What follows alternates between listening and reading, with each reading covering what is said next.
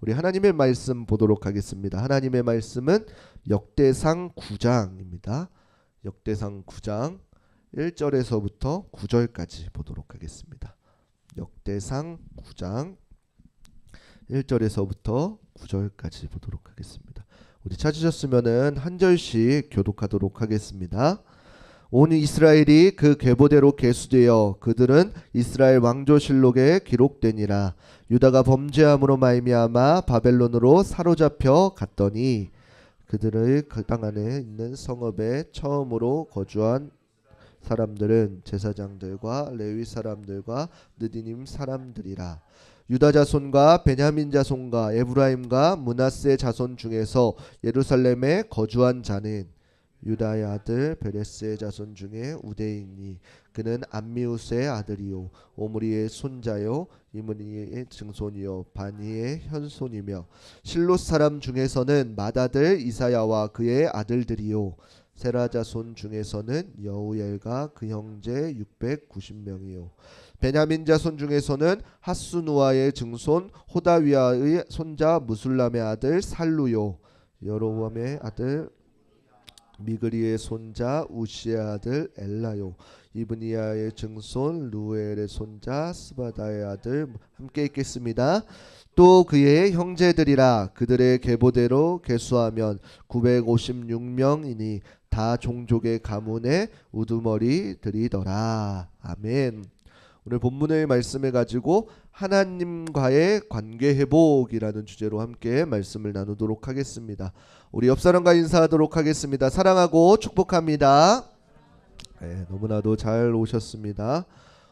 이제 정확히 어제 기점으로 날씨가 조금 풀렸죠. 그동안 많이 더웠는데 이제 건강에 유의하시고 하루하루 잘 보내시기를 축복합니다. 요즘에 제가 느끼기에 한 주 한 주 시간이 정말 빨리 가는 것 같습니다. 근데 제가 그 이유를 곰곰이 생각해 보니까 저에게는 아마 주일이 기다려져서 그런 이유가 가장 큰 것 같습니다. 이 주일만 기다리다 보면 한 주가 주일 이렇게 세니까 한 주가 금방금방 가는 것 같습니다. 요즘에 이제 동기 목사님들한테 연락이 오면 대부분이 어떤 문제를 가지고 이야기하냐면은 이제 제 동기 목사님들이 이제 거의 아직 부교 역자로 있습니다. 제가 동기 중에서 아마 가장 먼저 개척을 한 케이스여서 전화 올 때마다 궁금한 게 개척을 하면 어떻냐라 그럽니다. 그러면은 제가 뭐라고 대답할까요? 해보십시오 그럴까요? 그게 아니라 정말로 마음 가운데서 우러나는 기쁨으로 강조 제가 굵은 글씨로 적었어요. 마음에서 우러나는 기쁨으로 행복하다 즐겁다라고 이렇게 이야기하면서 개척을 권면해주고 있습니다. 그게 왜냐면은 함께 모여서 같은 말씀을 가지고 하나님의 말씀을 나눌 수 있는 공동체가 있다는 게 그게 얼마나 삶 가운데서 큰 힘이 되는지를 묻습니다. 근데 혹시 우리 성도님들도 이 예배가 기다려지시나요? 제가 말하는 것은 이 예배가 정말로 아멘 해주셔서 감사합니다. 그냥 지나치려고 그랬는데 이 예배가 기다려지는 시간이 되었으면 좋겠습니다. 그래서 우리가 말씀으로 새 힘을 얻고 말씀으로 한 걸음 전진할 수 있는 우리 교회가 되었으면 좋겠습니다. 제가 혹시 기억하실란가 모르겠지만 이번 연도 교회 표어가 함께 세워져 가는 교회입니다. 이제 제가 내년에는 조금 이쁜 곳에다 저런 곳에다 잘 글씨를 표어를 적어둘게요. 이것을 계속 강조하는 이유는 무엇이냐면은 함께 세워져 가야 된다는 것은 하나님과의 관계를 세우고 그리고 가정을 세우고 그리고 교회를 세워가자라는 이 실천사항을 두고 달려가고 있는데 이번 연도의 절반을 넘어서는 과정 가운데 한번 우리가 어느 정도 우리가 하나님과의 관계를 세우고 있는지를 살펴보았으면 좋겠습니다. 그리고 혹시나 그 관계가 올바르게 세워져 있지 않다면은 말씀을 통해서 우리가 하나님과의 관계를 회복할 수 있는 시간이 되시기를 축복합니다. 오늘 본문은 이제 이스라엘 백성들이 포로 생활에서 돌아온 이후의 이야기를 기록한 본문입니다. 이 역대기의 중요한 것 중에 한 가지가 있는데 그것은 무엇이냐면 바로 족보라는 것입니다. 그래서 우리가 이 족보 말씀을 같이 읽을 때도 굉장히 버벅거리면서 읽는데 이 족보가 이스라엘 백성들한테 중요한 이유는 무엇이냐면 대부분의 이 족보들이 오늘 읽은 족보들이 바벨론 포로 이전의 시기를 다루고 있는데 그 이유는 무엇이냐면은 이 주전 6세기에서 5세기의 이 바벨론 포로에 돌아와 그 말씀을 읽는 사람들을 향해서 하나님께서 쓰신 말씀이기 때문입니다. 왜냐하면은 그 포로기 가운데 돌아온 사람들에게 가장 필요한 것은 무엇이었냐면은 다른 것들이 아니라 그들의 정체성이 가장 필요했다라는 것입니다. 너네가 어떠한 사람들인지, 어떠한 민족들인지, 그리고 하나님과의 관계가 어떠한 상태인지 그들 가운데 너무나도 중요했기 때문에 그들에게 족보라는 것은 굉장히 중요한 은혜였습니다. 이스라엘 백성들이 생각하는 것은 이제 포로기에서 돌아왔을 때의 그 과거의 삶을 살펴보니까 우리가 왜 도대체 포로에 끌려갔는지를 분명히 말씀을 통해 깨닫게 되었습니다. 역대상 9장 1절 말씀 우리 함께 읽어보겠습니다. 함께 읽겠습니다. 온 이스라엘이 그 계보대로 계수되어 그들은 이스라엘 왕조실록에 기록되니라. 유다가 범죄함으로 말미암아 바벨론으로 사로잡혀 갔더니. 아멘.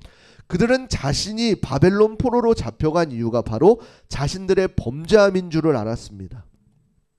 비록 그들이 잡혀가기 전에 분명히 하나님께서는 그전에도 여러 선지자들을 통해 너희가 분명히 돌이키지 않으면 큰 화를 입을 것이다, 멸망을 당할 것이다, 이러한 경고가 있었음에도 어떻게 돼요? 그들은 깨닫지 못하고 그 포로기에서 돌아온 이후 우리가 정말로 그 포로기 과정 가운데에 하나님께서 함께 하시지 않았다면 우리가 버틸 수 없었구나 라는 것을 분명히 깨달았다라는 것입니다.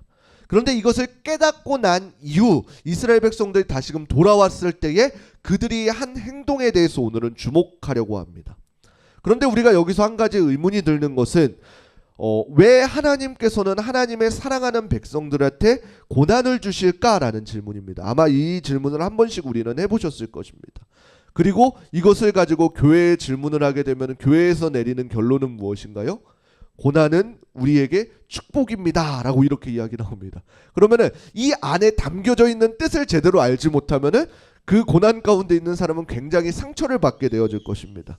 그런데 우리에게 진정으로 고난이 축복인 이유는 무엇이냐면은 우리가 흔히 이제 여기가 학생들이 없으니까 학생들을 대신해서 비유할게요.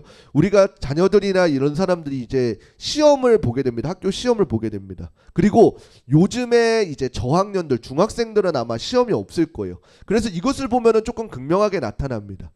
보통 우리가 학생들이 시험 기간이 되면은 학생들이 정말로 집중해서 다시 공부를 시작합니다. 그런데 시험이 없으면은 어떻게 하나요? 중1, 2, 3학년까지 아마 없을 건데 이 친구들 보면은 오늘이 시험 기간인지 아닌지도 모르고 그냥 맨날 놀고 탱작탱작 놀러 갑니다.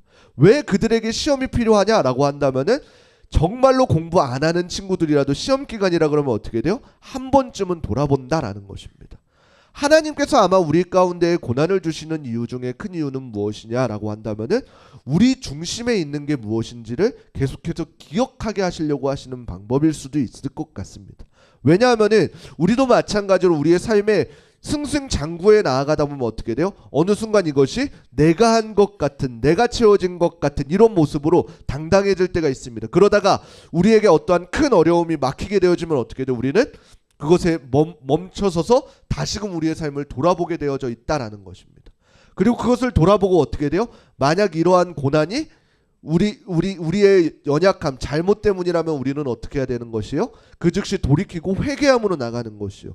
그런데 그 멈칫 가운데에 하나님께서 나를 성장하기 위함이다라는 생각이 들게 되면 어떻게 돼요? 그것을 믿음으로 붙잡고 한 걸음 더 돌파해야 된다라는 것입니다. 그렇기 때문에 이 고난이 우리에게 축복인 이유는 이 고난 너머 하나님께서 주실 은혜가 있기 때문인 것입니다. 나의 잘못으로 그 고난이 찾아왔다면 어떻게 돼요? 다시금 회복시켜 주시고 온전케 되어지는 은혜가 있습니다. 그리고 나를 성장시키기 위한 고난이라면 어떻게 돼요? 그 고난을 넘어서 하나님께서 주실 축복이 기대되어져 있다라는 것입니다. 그렇기 때문에 우리에게 어떤 방법으로 오는 모든 고난은 어떻게 돼요? 축복이 되어질 수 있다라는 것입니다. 비록 당시에는 모릅니다. 당시에는 모르기 때문에 어떻게 돼요? 하나님의 뜻을 자꾸만 구해야 되는 것이에요. 하나님의 뜻 가운데에 내가 서 있게 되어지면은 이것이 나의 잘못 때문인지 아니면 성장시키기 위함인지가 보이기 때문에 그 해결책을 붙들고 우리는 이 고난들을 뛰어넘어야 된다라는 것입니다. 아마도 이스라엘 백성들에게도 마찬가지였을 것입니다. 이스라엘 백성들한테 고난은 항상 하나님의 보이지 않는 손으로 그들을 인도하시는 것이었습니다. 그들이 애굽에서 종살이하였을 때는 어떻게 되었나요? 하나님의 방법대로 애굽의 끌려가게 되어져 있습니다. 그리고 그 애굽 한 귀퉁이에서 살아가게 되어지는데 그들은 그들의 정체성을 잊지 않고 더욱더 왕성하여졌다라고 이렇게 기록되어져 있습니다. 그리고 모든 세상이 기근 가운데 있을 때에 그 기근 가운데 그들을 구원해내시는 하나님을 경험했습니다. 그들이 출애굽했을 때에는 어땠나요? 그 40년이라는 광야 세월 가운데에 하나님께서는 그들을 먹이시고 입히시면서 그들이 하나님만을 바라볼 수 있는 훈련의 시간이 되었습니다. 바벨론 포로기 때는 어땠나요? 다 안되고 다 망해버렸다고 생각하는 그 시기 가운데에 솔로몬 이후에 어떻게 되었나요? 남유다와 북이스라엘로 나누어서 서로 하나님의 백성들이 싸우는 시기가 되었습니다. 그런데 그들이 모두 멸망하고 포로로 끌려간 뒤에는 어떻게 되어지나요? 다시금 하나된 이스라엘로 회복되었다라는 것입니다.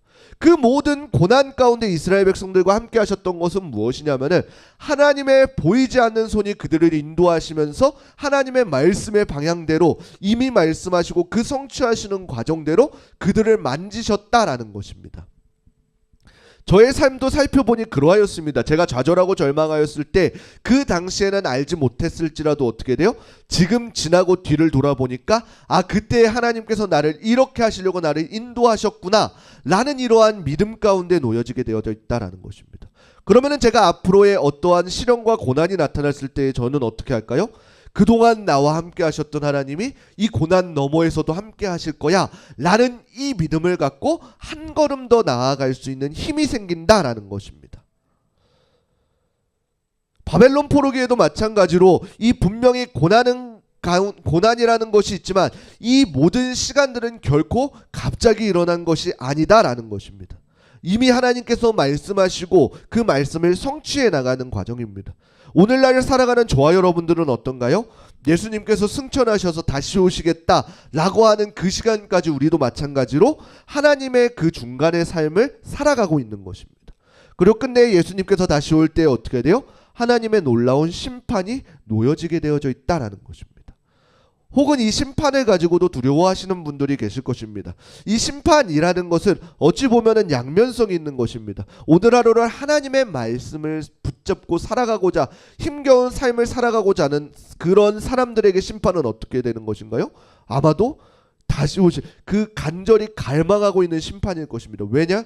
내가 하루를 붙잡고 하나님 앞에 하나님을 위해서 나의 것을 손해보고 살아갈 때에 하나님께서 그 삶을 어떻게 회복시켜 주실지 그 심판의 날이 기다려지기 때문에, 반면에 내가 원하는 대로 내 하나님을 등지고 살아가는 사람들에게 그 심판은 어떻게 돼요? 멸망의 때가 되어질 것이다 라는 것입니다. 그렇기 때문에 이스라엘 백성들이 이러한 모든 상황을 깨닫고 난 뒤에 포로기에서 돌아와서 그들이 가장 먼저 한 행동이 무엇인가요? 역대상 9장 2절 말씀 우리 함께 읽어보겠습니다. 함께 읽겠습니다. 그들의 땅 안에 있는 성읍에 처음으로 거주한 이스라엘 사람들은 제사장들과 레위 사람들과 느디밈 사람들이라. 아멘.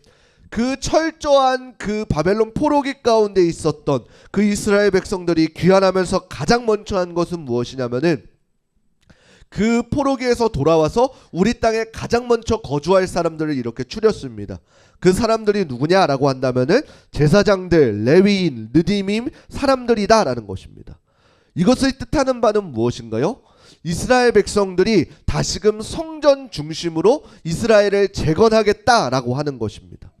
자신들이 그동안 무엇이 잘못됐는지를 분명히 진단하고 바로 세우기 위해서 그들이 선택한 것이 바로 하나님과의 관계를 바로 세우자라는 것입니다. 우리가 살아가는 이 시대 가운데 가장 큰 축복이 무엇일까라고 생각해보면은 저는 한 가지를 대답할 수 있을 것입니다. 그것은 무엇이냐면은 이 정경화된 성경의 말씀을 가졌다라는 것입니다. 그렇기 때문에 그 정경화된 성경을 통해서 우리는 무엇을 알 수 있냐면은 하나님께서는 분명히 그 말씀을 구약에 말씀하셨다면 어떻게 돼요? 신약의 그 말씀을 반드시 성취하시는 하나님이시다라는 것입니다. 이것이 우리 가운데 온전히 하나님의 말씀을 통해서 바로 사로잡게 되어지면 어떻게 돼요?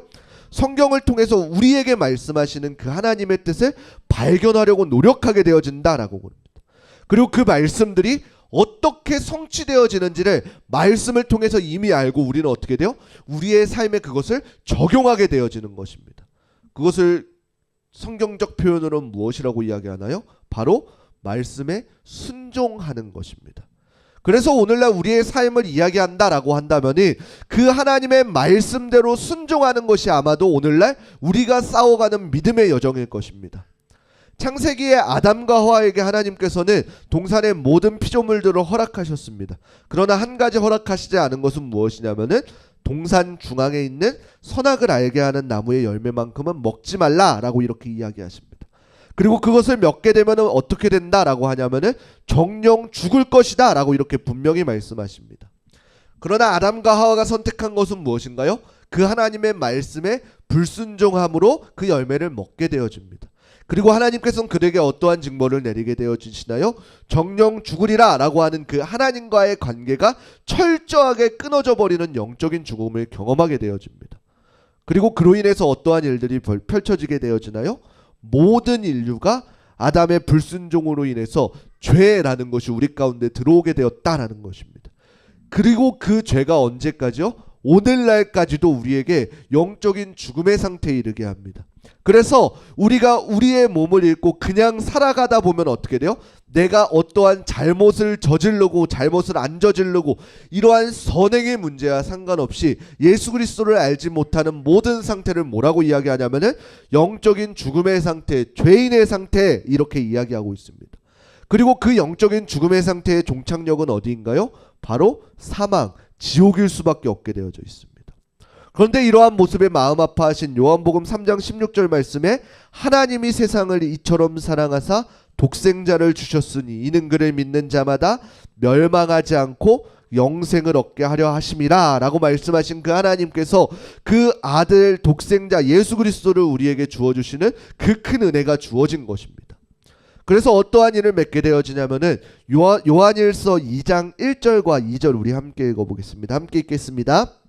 나의 자녀들아 내가 이것을 너희에게 쓰면 너희로 죄를 범하지 않게 하려 함이라. 만일 누가 죄를 범하여도 아버지 앞에서 우리에게 대언자가 있으니 곧 의로우신 예수 그리스도시라. 그는 우리 죄를 위한 화목제물이니 우리만 위할 뿐 아니요 온 세상의 죄를 위함이시라. 아멘. 그렇기 때문에 하나님의 놀라우신 그 큰 은혜이신 예수 그리스도를 통해서 어떠한 죄 가운데 영적인 죽음 가운데 있는 자들일지라도 예수 그리스도를 믿기만 하면 어떻게 되어지는 것이요? 그 화목제물 대신 예수 그리스도를 통해서 다시금 하나님과 화목해 되어지는 결과를 맺게 되어져 있다라는 것입니다. 그렇기 때문에 그것을 우리는 은혜라고 이렇게 이야기하는 것입니다. 우리의 죄의 문제는 우리의 어떠한 살아온 삶과 관계가 없기 때문에 전형적으로 우리가 잘했고 잘못해서의 죄인이 된 것이 아니라 그저 아담의 불순종으로 인해서 인류 모든 사람들이 죄인이라는 것으로 낙인 찍혔기 때문에 우리는 죄인인 상태에 있었다라는 것입니다. 그런데 그 죄인인 상태에서 어떻게 돼요? 예수 그리스도도 다시금 한 분의 대장, 한 분의 뭐라 그러죠? 그거를 갑자기 대표성을 지니신 예수 그리스도께서 오심으로 어떻게 돼요? 다시금 모든 사람을 예수 그리스도를 믿는 모든 사람들을 다시금 하나님과의 친밀한 관계로 초청하셨다라는 것입니다. 이 초청하심 또한 어떻게 돼요? 우리의 어떠한 선행, 행동과 관계없이 예수 그리스도를 믿기만 하면 되어지는 것입니다.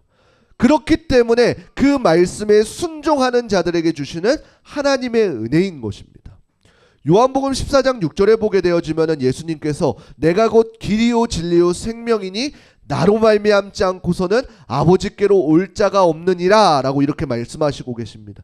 그렇기 때문에 하나님과의 관계가 끊어진 저와 여러분들이 온전케 되어질 수 있는 방법은 오직 예수 그리스도를 통하지 않고서는 할 수가 없다라는 것입니다.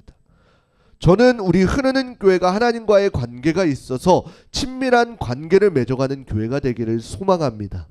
단순히 교회를 나왔다가 가는 것이 아니라 우리가 삶에서 얼마나 하나님과의 관계를 생각하고 있는지 그리고 그 하나님의 말씀에 반응할 수 있는 우리 흐르는 교회 성도님들이 되시기를 바라겠습니다. 우리의 어떠한 문제가 닥쳐왔을 때에 그 문제 해결의 가장 큰 열쇠는 바로 하나님과의 관계에 있음을 우리가 기억하고 우리도 마찬가지로 우리의 어떠한 문제가 닥쳤을 때에 가장 먼저 하나님과의 관계를 바라볼 수 있는 믿음의 눈이 있기를 주님의 이름으로 축원합니다. 그래서 하나님과의 관계가 이 온전케 회복되었을 때 나타나는 우리의 증상들이 있습니다.